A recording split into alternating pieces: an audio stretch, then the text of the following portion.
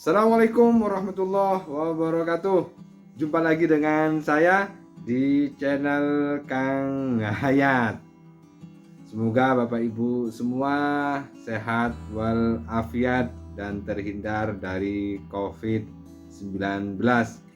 Selamat bagi Bapak Ibu yang sudah lolos dari data D4 ke D5.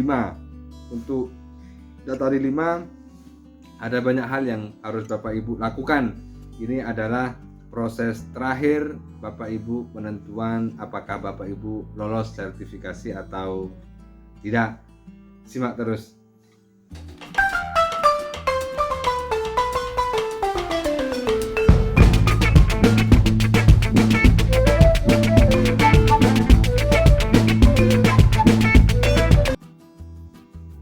Setelah Bapak Ibu dinyatakan lolos masuk ke data D5, maka tugas Bapak Ibu adalah menulis deskripsi diri dan mengupload pengesahan.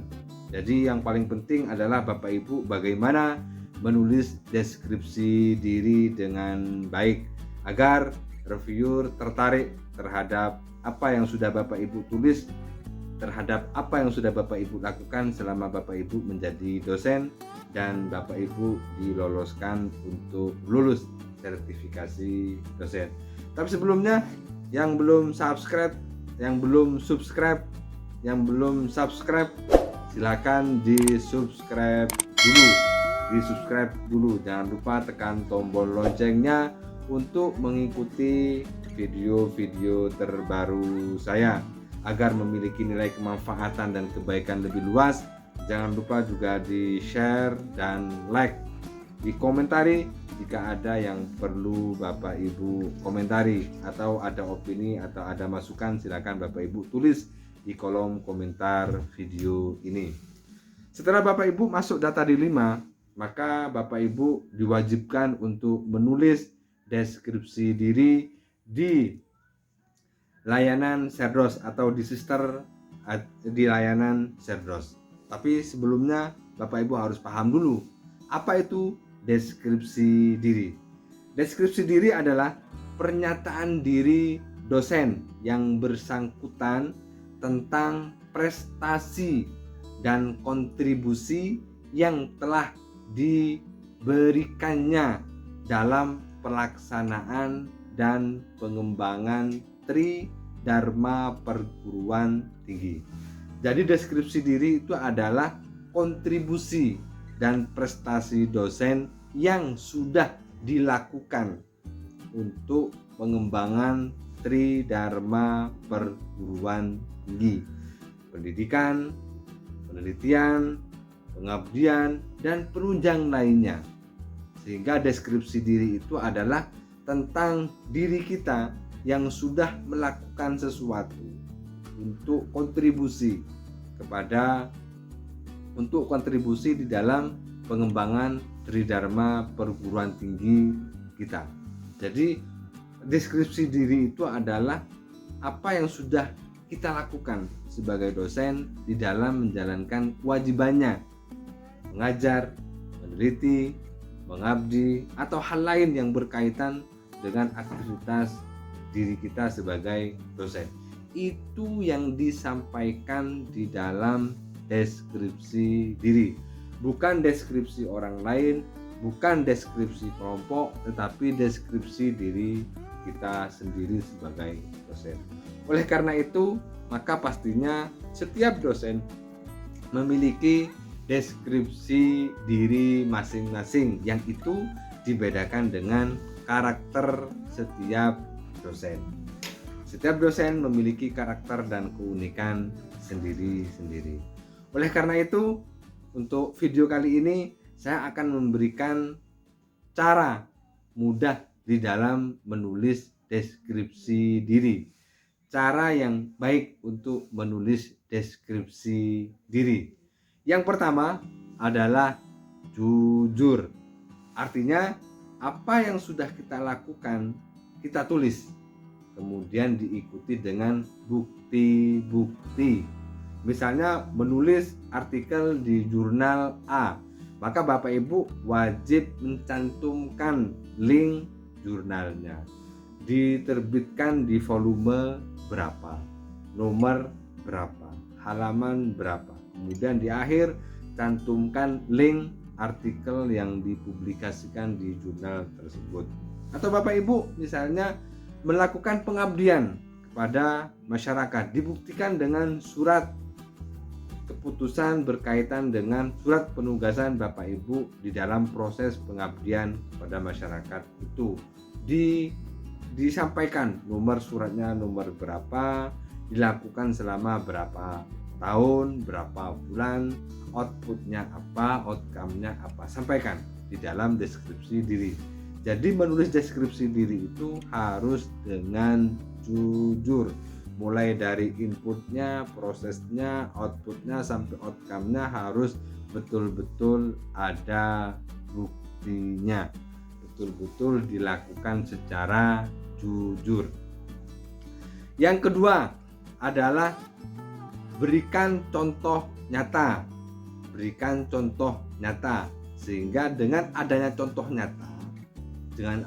nyata dari deskripsi diri yang sudah Bapak Ibu lakukan, maka itu membuat pemahaman yang konkret bagi reviewer, sehingga kalimat-kalimat yang dibangun di dalam deskripsi diri itu kemudian diberikan contoh konkretnya, sehingga reviewer bisa tahu tentang apa yang sudah dilakukan.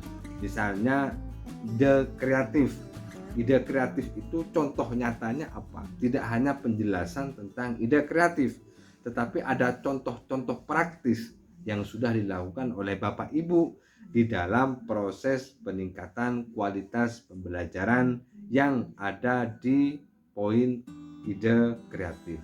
Sehingga ada contoh-contoh nyata, boleh 1 atau 2 contoh nyata yang sudah Bapak Ibu lakukan sebagai bagian dari kontribusi dan prestasi terbaik Bapak Ibu, sehingga reviewer merasa terkagum dengan apa yang sudah Bapak Ibu lakukan dan Bapak Ibu sampaikan di dalam deskripsi diri. Yang ketiga, untuk bisa menulis deskripsi diri dengan baik, tentunya Bapak Ibu mengacu penulisan deskripsinya itu terhadap CV. Jadi apa yang sudah Bapak Ibu sampaikan di dalam CV itu Bapak Ibu sampaikan kembali dengan narasi atau deskripsi di penulisan deskripsi diri. Sehingga yang sudah Bapak Ibu tulis di CV itu Bapak Ibu kemudian deskripsikan di dalam deskripsi diri. Bapak Ibu narasikan kembali di dalam deskripsi diri dengan penguatan bukti-bukti nyata atau bukti-bukti konkret yang sudah Bapak Ibu lakukan, yang sudah Bapak Ibu upload, yang sudah Bapak Ibu tulis di dalam CV. Jangan sampai nanti di dalam menulis deskripsi diri ternyata tidak ada di dalam CV. Jadi apa yang sudah Bapak Ibu sampaikan di dalam CV, yang sudah Bapak Ibu tulis di dalam CV, maka Bapak Ibu narasikan kembali di dalam deskripsi diri, sehingga matching, sehingga ada titik temu antara apa yang sudah Bapak Ibu sampaikan di dalam CV, Bapak Ibu narasikan di dalam deskripsi diri. Kemudian yang keempat, penulisan deskripsi diri itu minimal 150 kata. Boleh lebih dari 150 kata, tetapi tidak boleh kurang dari 150 kata.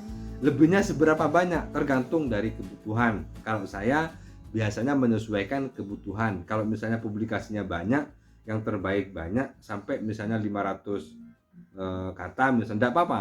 Yang penting konkret, bahasanya konkret, tidak bertele-tele, tidak melebar kemana-mana, tetapi konkret, jelas, sistematis, dan terstruktur, sehingga membaca deskripsi diri yang kita tulis itu reviewer enak, nyaman, dan walaupun panjang, kalau itu konkret ditulisnya, kemudian komprehensif, jelas, menarik, unik, itu insya Allah tetap dibaca, sehingga itu memiliki nilai lebih. Oleh karena itu, menulisnya sesuai dengan ketentuan di Pedoman Serdos tahun 2019, penulisan deskripsi diri setiap butirnya itu adalah minimal 150 kata. Lebihnya atau banyaknya menyesuaikan dengan kebutuhan. Kalau misalnya harus banyak ya banyak, kalau tidak harus sedikit ya sedikit, sesuai dengan kebutuhannya, sesuai dengan apa yang sudah Bapak Ibu lakukan. Kemudian yang kelima, selayaknya, seyogyanya menulis deskripsi diri itu dengan bebas. Artinya menulisnya sesuai dengan potensi atau karakter kita sebagai seorang dosen. Disinilah sebenarnya nilai-nilai keunikannya. Jadi kita menulis deskripsi diri itu sesuai dengan apa yang sudah kita lakukan, tidak ada intervensi atau tidak ada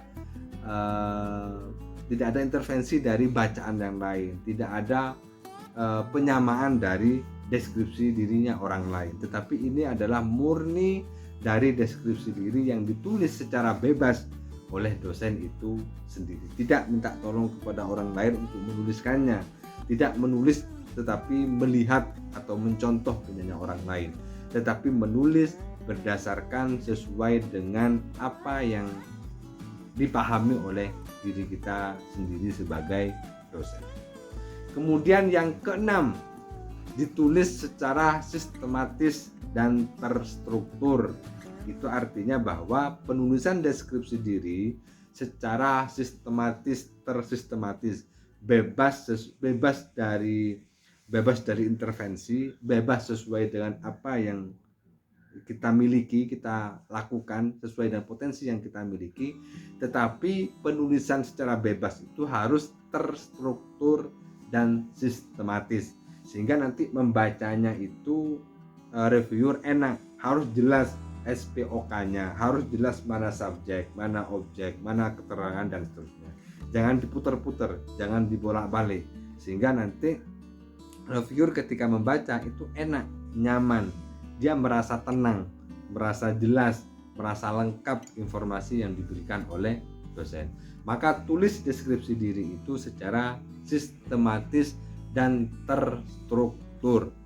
Kemudian yang ketujuh adalah menulis langsung di kolom DD.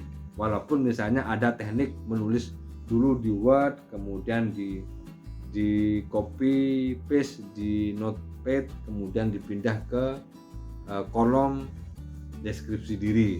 Jadi seharusnya memang lebih baik agar lebih efektif itu menulis langsung di kolom deskripsi diri yang sudah disediakan di layanan Cerdos. Agar apa? Agar tidak pindah-pindah. Karena kalau pindah-pindah nanti bisa menyebabkan yang penting lama, kemudian bingung karena harus mengedit kembali, membaca kembali dan seterusnya. Tapi usahakan bisa langsung menulis di kolom deskripsi dirinya. Karena kalau langsung dari Word kemudian di copy paste ke kolom deskripsi diri, itu banyak temuan atau banyak indikasi-indikasi temuan yang kemudian nanti bisa juga ditolak karena tidak sama format di Microsoft Word dengan format yang ada di kolom DD. Oleh karena itu, saya menyarankan untuk menulis secara langsung di dalam kolom deskripsi diri yang ada di Sister. Itu untuk memudahkan kita, memudahkan mengecek, kemudian efektif, tidak pindah-pindah. Yang penting jangan diverifikasi dulu sebelum di cross check. Untuk meng-cross checknya seharusnya atau selayaknya saran saya adalah minimal dibaca 2 kali, kalau lebih baik 3 kali. Karena dalam menulis bebas, misalnya menulis pertama tulis saja dulu semuanya, kemudian setelah ditulis semuanya Bapak Ibu kemudian dibaca kembali, dibaca ulang, kalau ada yang perlu diperbaiki, ada perlu ditambahi, perlu dikurangi, kalimat kurang pas dipotong dan seterusnya. Jadi minimal dicek itu minimal dengan membaca 2 kali. Yang pertama sampai menulis pertama, kemudian mengedit yang kedua. Kalau lebih baik bisa 3 kali, maksimal paling tidak 3 kali, sehingga tidak membingungkan.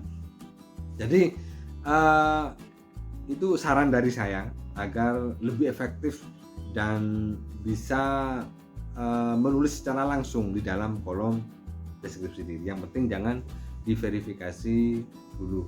Kemudian yang kedelapan adalah menulis tentang apa yang sudah Bapak Ibu lakukan. Jadi menulis deskripsi diri itu menulis tentang apa kontribusinya, apa prestasinya yang sudah Bapak Ibu lakukan di dalam proses pengembangan dan peningkatan Tridharma Perguruan Tinggi. Jadi menulisnya adalah apa yang sudah dilakukan, bukan apa yang ingin dilakukan, bukan apa yang akan dilakukan, tetapi yang sudah dilakukan, atau apa yang sekarang dilakukan, tetapi apa yang sudah dilakukan. Jadi Bapak Ibu menulisnya itu bukan dalam angan-angan, bukan dalam hari ini, tetapi apa yang sudah dilakukan, yang sudah di Bapak Ibu, yang sudah Bapak Ibu lakukan. Itu Bapak Ibu, cara menulis DD yang baik. Semoga Bapak Ibu semua enjoy dalam menulis deskripsi diri, karena menulis deskripsi diri itu sama halnya dengan menulis tentang dirinya sendiri. Semoga menyenangkan, semoga menjadi pembelajaran bagi kita semua untuk terus produktif, kreatif, dan inovatif. Deskripsi diri adalah menunjukkan siapa diri kita. Kita sebagai dosen tentunya harus memiliki nilai-nilai kreativitas yang tinggi, memiliki nilai-nilai inovasi yang tinggi, memiliki nilai-nilai inspirasi yang tinggi. Semoga bermanfaat dan menjadi kebaikan bagi kita semua. Terima kasih. Assalamualaikum warahmatullahi wabarakatuh.